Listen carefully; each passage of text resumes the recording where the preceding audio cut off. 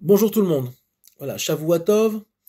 Un cours sur l'actualité, mais l'actualité, on va dire l'actualité personnelle et notre compréhension des événements qui sont en cours et mettre en place toutes les possibilités, tous les outils spirituels qu'on peut avoir dans toutes les, on va dire, toutes les trousses à outils que le maître du monde nous a laissées, à savoir la Torah orale, la Torah écrite, ok, et tous les écrits des maîtres d'Israël pendant toute l'histoire juive. Nous voyons et nous pouvons comprendre aujourd'hui comment la Shoah a pu se réaliser, puisque la même maladie mentale, la même maladie spirituelle se revient comme une grippe annuelle, ok, une grippe, une maladie qui revient au fur et à mesure du temps, et qui est le déni. Le déni, les prétextes qui sont habillés en raison, à savoir, je vais m'expliquer, par exemple, on va se sentir, on va croire, on va s'auto-persuader qu'on a une mission quelque part dans le monde, ok, et finalement, pour réveiller les Juifs, pour faire ci, pour faire ça, et que finalement, c'est une fausse raison, un prétexte pour ne pas venir sur la terre d'Israël. Pourquoi? Parce qu'on n'a pas le courage, parce que ce qui se passe actuellement, ça va trop vite pour moi, et finalement, ce que veut Dieu pour le monde et pour moi-même ne me convient pas. C'est exactement ce qui se passe actuellement, savoir qu'on voit que les événements s'enchaînent, tout va très vite depuis le 7 octobre, et là particulièrement depuis Rosh Hashanah, il y a beaucoup d'histoires en Israël, il y a beaucoup de choses qui sont en train de se passer. À New York, l'élection de ce maire antisémite, par exemple, et les gens s'auto-persuadent que demain il fera jour et que demain les oiseaux continueront à chanter dans le ciel et que le soleil apparaîtra à l'ouest. Oui, effectivement, mais euh, la méta-histoire, savoir la méta-histoire, c'est l'histoire spirituelle du monde finalement, est en train de, comment dire, de s'exprimer. Le maître du monde est en train de s'exprimer, est en train d'amener d'amener tout doucement le monde à sa réparation, et il faut suivre. À savoir que ce que tu as comme plan, ce que tu as organisé pour ta vie, n'est pas forcément juste, n'est pas forcément adapté à la période que nous vivons actuellement. Mais l'être humain, par maladie spirituelle, par religiosité mal placée, va s'auto-persuader qu'il est ou chargé d'une mission, ou que finalement il a le temps, ou que finalement ce qu'il fait c'est bien. Il n'y a rien de nouveau sous le soleil, c'est une maladie spirituelle et mentale qui dure depuis que le monde est monde, d'accord? C'est un manque de responsabilité. On l'a vu déjà avec Adam et Chava, ok, qui, après, on va dire, la Shoah spirituelle qu'ils ont entraînée, puisque Adam et Chava étaient le monde entier, ils ont été expulsés du Gan Eden pour être éduqués, pas pour être punis vraiment, mais pour être rééduqués. Ils avaient un potentiel, ok, ils n'ont pas exprimé, ils avaient une opportunité, ils l'ont pas prise, et ils ont été éjectés du Gan Eden pour aller en shlichut, c'est marqué dans les textes, ils ont été envoyés en shlichut pour être rééduqués, puisqu'apparemment ils n'étaient pas assez mûrs pour pouvoir rester au niveau du Gan Eden et monter vers les mondes plus supérieurs. Et bien, finalement, on se rend compte qu'actuellement, nous sommes, en tout cas une partie du Ham Israël, pas tout le monde, une partie du Ham Israël, encore bloquée dans cette, on va dire, cette dimension du c'est pas moi, c'est une cause extérieure à moi qui m'empêche de. C'est ce qu'a dit Adam, on dit Adam Vechava à Dieu. Quand Dieu est venu voir Adam, il lui a dit Ayeka, où tu es, qu'est-ce que tu as fait après la faute? Il lui dit mais c'est pas ma faute, c'est Chava. Et Chava, il a dit c'est pas ma faute, c'est le serpent. D'accord? Donc finalement, les gens toujours se déresponsabilisent. Et c'est la vraie raison pour laquelle la Géoula n'arrive pas. La vraie raison, c'est qu'on n'est pas conscient du potentiel qu'il y a en chacun de nous. La vraie raison, c'est qu'on n'est pas capable, non pas seulement d'être conscient du potentiel qu'on a, mais aussi de le réaliser. On reste encore comme des mendiants spirituels. On court après des tzadikim. Alors c'est bien d'aller chez les tzadikim. Moi-même, je le fais. de temps en temps, rarement, mais je le fais. Quand j'ai besoin d'un conseil, quand j'ai besoin d'une adracha, quand j'ai des questions, pour vous, d'ailleurs la plupart du temps c'est pour vous, pour mes enseignements, je vais voir un tzaddik. Mais le tzaddik, en aucun cas, ne peut prendre le chemin pour vous. Il peut vous montrer la voie, il peut vous accompagner dans cette voie-là, mais en aucun cas, il ne pourra faire le travail pour vous. L'Aliyah ne sera pas faite par le biais du Mashiach.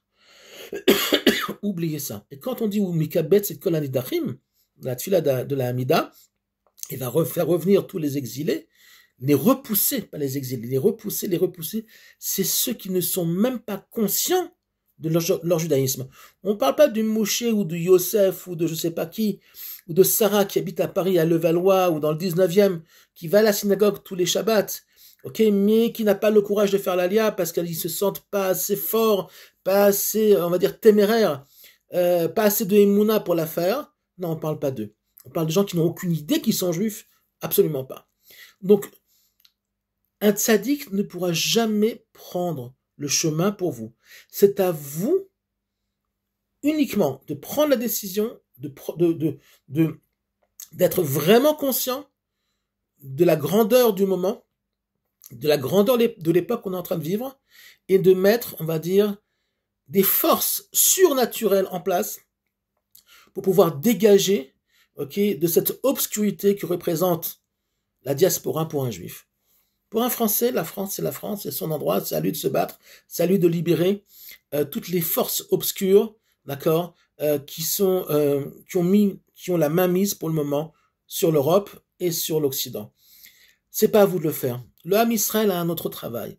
Et arrêtez de vous, malheureusement beaucoup me le disent, et ça me dérange énormément, ça m'attriste, ça me dérange pas, ça m'attriste. Oui, mais moi, je sais que, pourquoi t'es prophète? Tu te prends pour qui? T'es prophète pour savoir que Dieu il t'a dit d'avoir une mission à New York, à Paris ou à Londres, mais n'importe quoi. N'importe quoi. Moi, je sais que tu sais rien du tout. Tu connais pas ta droite de ta gauche. Si tu connaissais ta droite de ta gauche, tu serais déjà en Israël.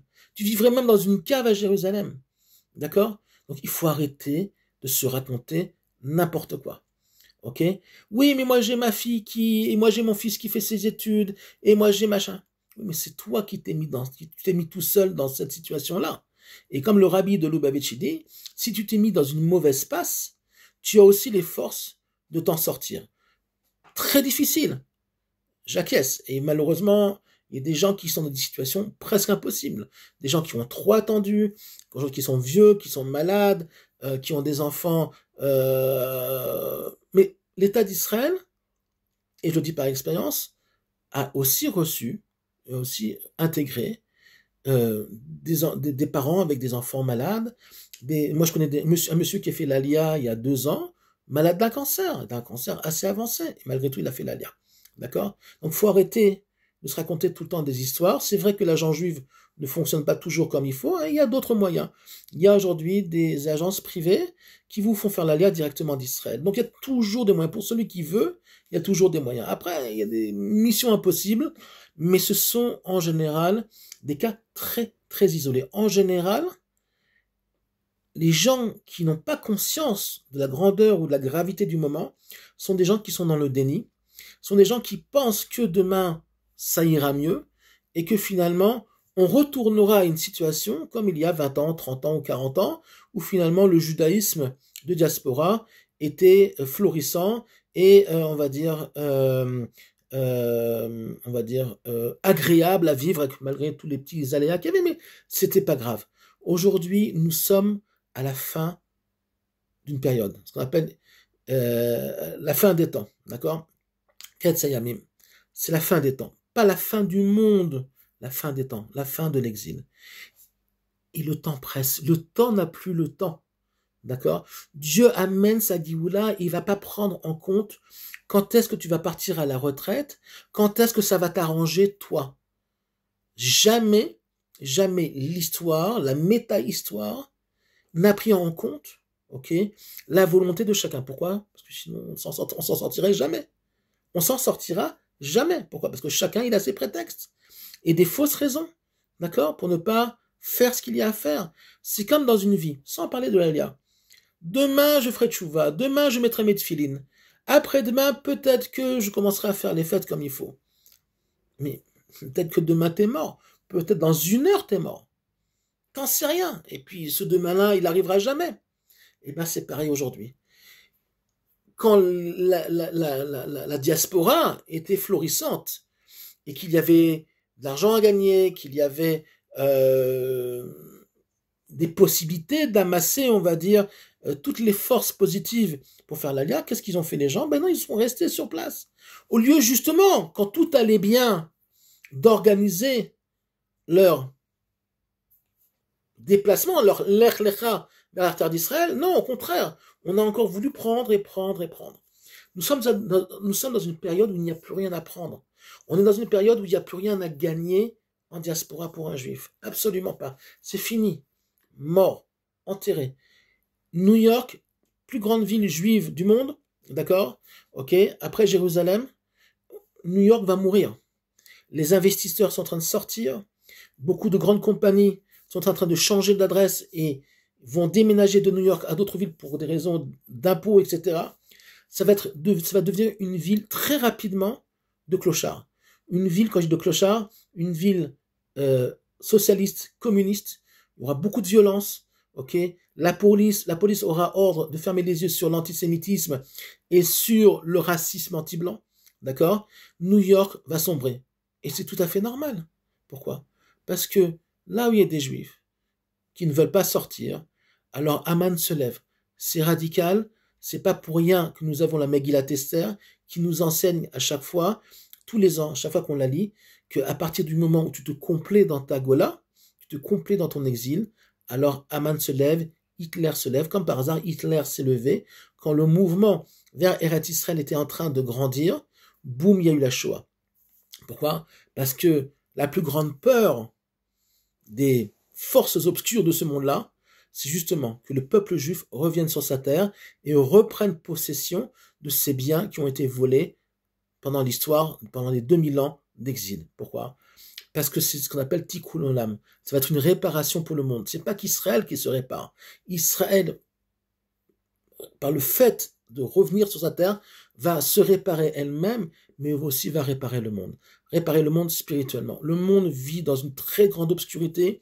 On voit un islam extrêmement extrémiste, d'accord, sans pitié. On voit ce qui se passe au Soudan. Ils sont en train de massacrer hommes, femmes et enfants. Il n'y avait pas de génocide à Gaza, le monde entier était en ébullition. Il y a un génocide au Soudan, personne n'en parle. Tout le monde laisse faire, d'accord? Hommes, femmes et enfants sont violés, massacrés tous les jours de façon horrible. Ils ont même mangé des gens. J'ai vu des photos, ils bouffent des gens. Des musulmans, ils mangent des photos, ils mangent des gens, ok? Par haine, Et c'est ça qui attend l'Europe et c'est ça qui attend les États-Unis. Mais aux États-Unis, peut-être qu'il y aura une guerre civile parce que beaucoup d'Américains ne se laisseront pas faire comme les Européens. Les Européens, c'est foutu. L'Europe, c'est mort, c'est foutu, il n'y a plus rien. Et c'est pas dans 2 générations et c'est pas dans une génération. D'accord? À moins que l'Europe se réveille, mais j'y crois pas.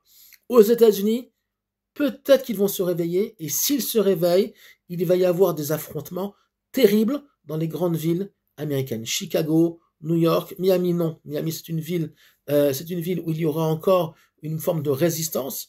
D'accord? Mais New York va tomber tout simplement parce que c'était une grande ville juive et que finalement le maître du monde va laisser, si on peut dire, ces forces obscures-là prendre la place parce que les juifs n'ont plus rien à faire à New York, c'est fini.